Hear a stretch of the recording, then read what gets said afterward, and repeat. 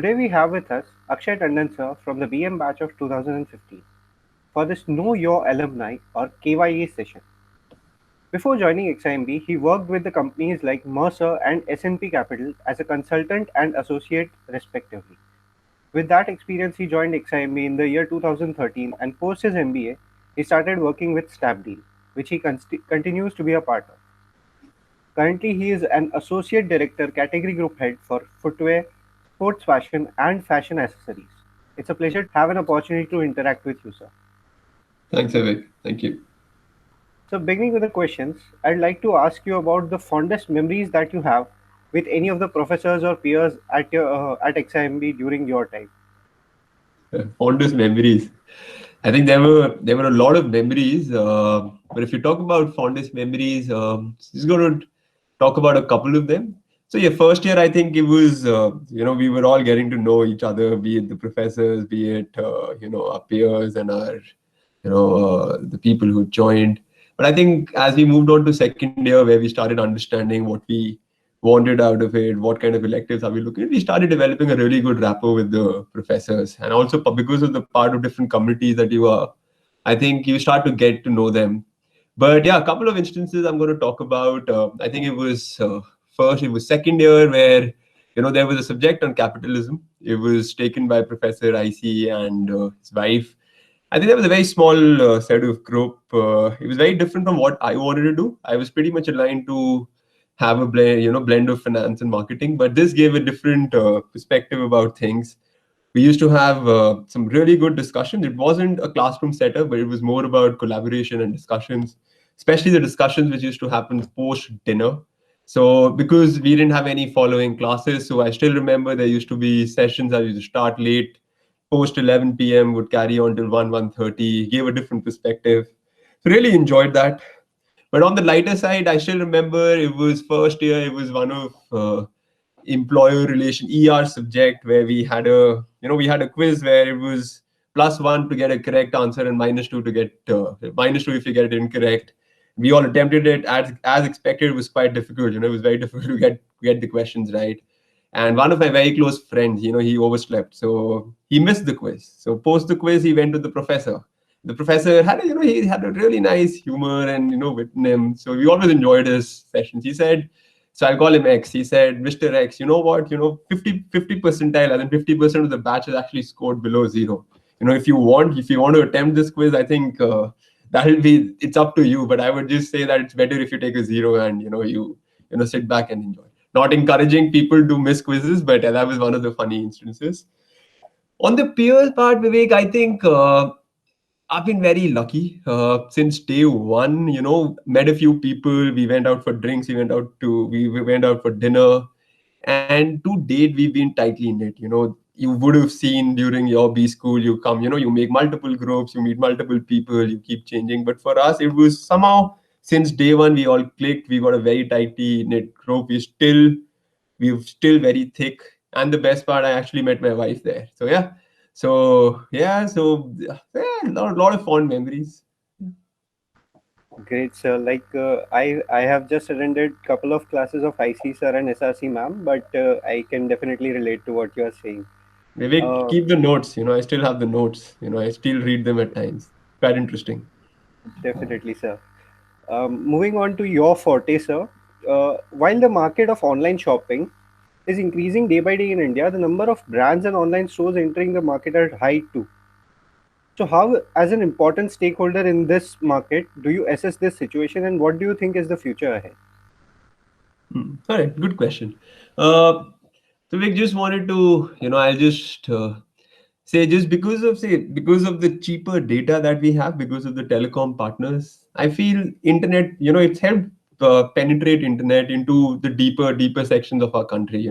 Previously we weren't able to tap the tier 2, tier 3 cities, but as they say, the next billion or the next growth is going to come from tier 2, tier 3 cities.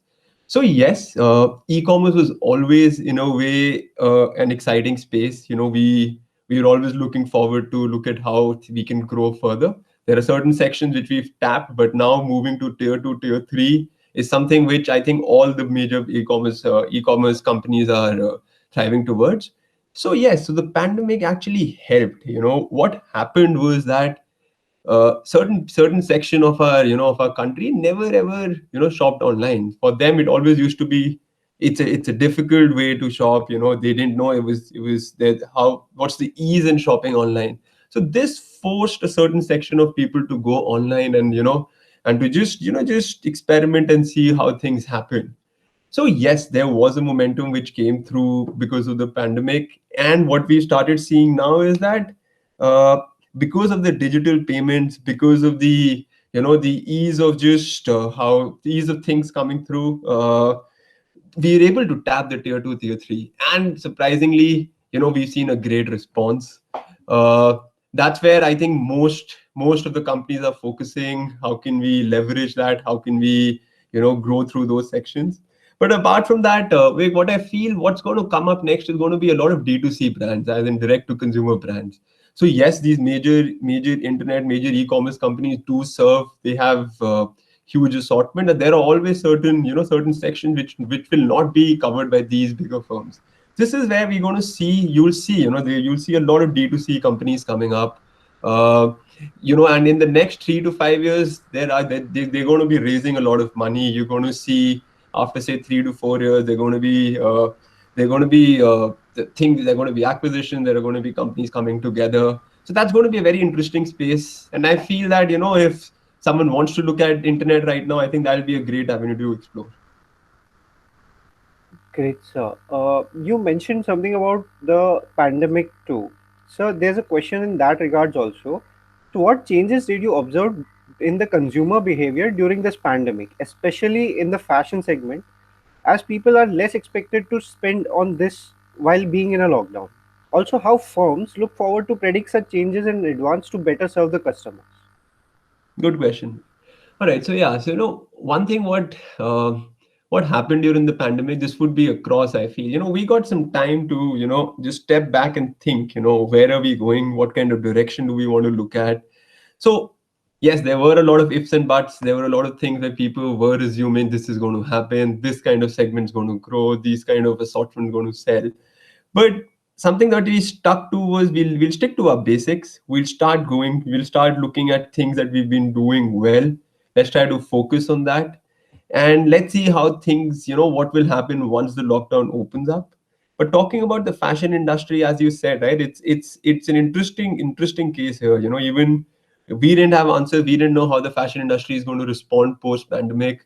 As expected, once the lockdown opened, there were certain categories with FMCG, where which are your daily necessities. There were certain home related categories which saw a certain kind of growth. But after a couple of weeks, what we started seeing was that in the fashion category itself, things started getting better. Things started getting normal. And Don't quote me, but I think after a month or so, we were back to pre-COVID levels in fashion. So something which I want to talk about here, what helped us was that, as you said, spending is going to reduce. Something that we've been working on is it's going to be there in the future as well. Is going to be value buying, value purchasing. So customers are now going to look at value more than the brand or more than luxury that they want to look at. It's going to be value purchasing, value buying.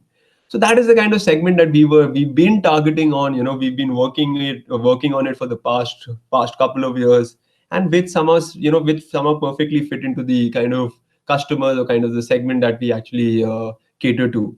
So yes, so we didn't see much of a change in our in the sale of fashion category.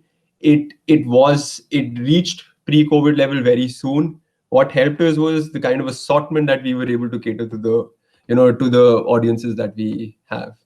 Uh, how do companies prepare for these things? No definite answer, to be honest. These are the unseen circumstances, and you can't prepare.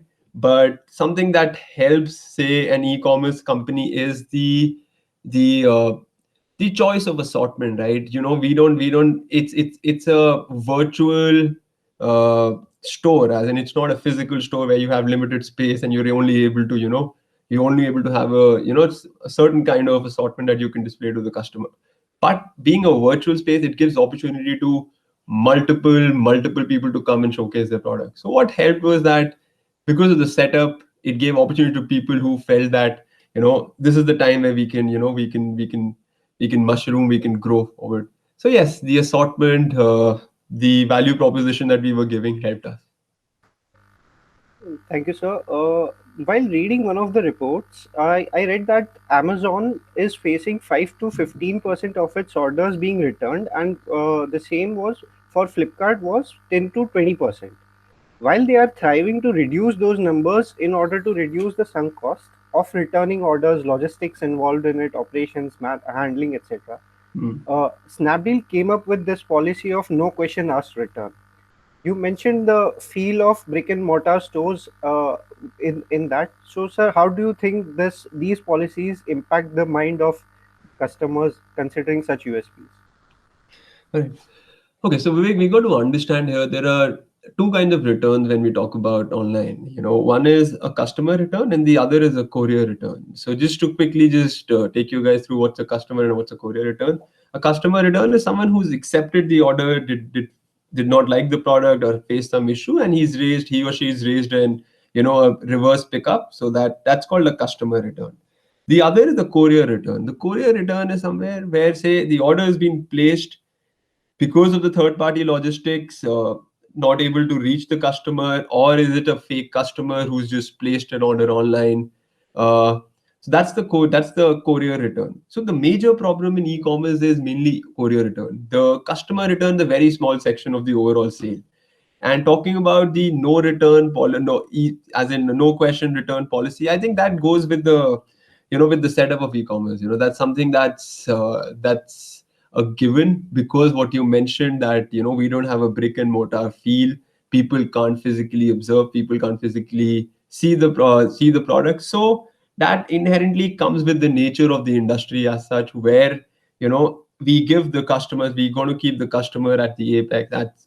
So we got to give the customer the liberty to to look at the products, to have the choices, and if they don't like something, we're open to get it, to replace it. But what gives, the other thing that happens here is it gives us an opportunity to work with our with our seller base, or with our merchants who are selling these products. So we get the kind of issues that customers are facing, we go back to the sellers, we talk to them, we tell them these are the things that are that's been disrupting the quality, the rating. So this opens up another avenue where we work closely with the sellers and tell them, you got to work on these things. But the major problem here, Vivek, is the courier. It's the courier return. That's something where most of the e-commerce companies are bleeding. A lot of work's been going on. There's a lot of technology intervention that's currently been tested. There's a lot of AI that's happened at the back end. Which customers to cater to, how do we classify the customers, what kind of load allocation do we look at couriers. So it's a very interesting piece. Not too many people, I think overall e-commerce hasn't been able to find a solution to it. But that's something that is something where we need to get better at. So that's where I think that's where most of the e-commerce actually bleed. It's the courier return. It's the item that not being received by the customer. So yeah, so what to your question, that ease of return, I think that's with the nature of the industry as such. So that's important. Thank you so much, sir, for that insight. Like next time, before canceling or reordering something, I'll definitely think about all those stuff. So yeah, Uh, just to send out, before returning any product, yeah, you guys should just think a little, it's gonna impact a lot of other metrics, but yeah. Sure, sir. Thank you so much for that. One last question from our side. Any suggestions or tips for the students of XIMB that are currently here in the campus or online, Right, even yeah, if it's yeah, on? yeah. I actually wanted to take this opportunity and talk about it. So these are tough times, these are testing times, everybody knows. But just to give a perspective, a lot of the a lot of unicorns, as in companies worth within $1 billion, a lot of top companies actually started during pandemic. If you go back, read about companies. So winners always look at it as an opportunity.